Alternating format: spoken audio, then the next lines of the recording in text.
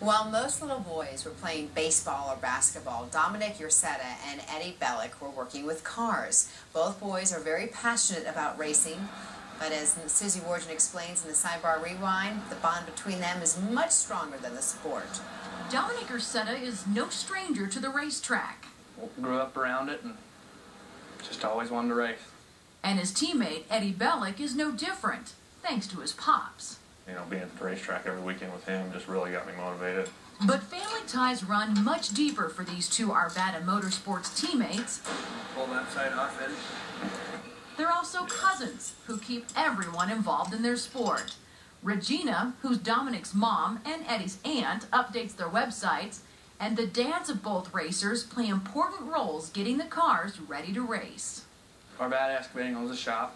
My dad, Dub Ursetta, and Mike, Ed, everybody at the family. Got a beautiful place here. We couldn't do it without it. Dominic and Eddie have been cleaning up in the modified series at two Colorado racetracks. Dominic won the championship at the I-76 Raceway in Fort Morgan, with Eddie a close second, and only 1 point separates the two at Phillips County Speedway in Holyoke. We're pretty competitive. I mean, as much as we want each other to win, you know, we go after it pretty hard. Well, I think we both want to win. I mean, that's our goals, but we want to finish 1-2 all the time. You know, I want him to do as good as me. It's good for both of them to race together because they push one another so hard.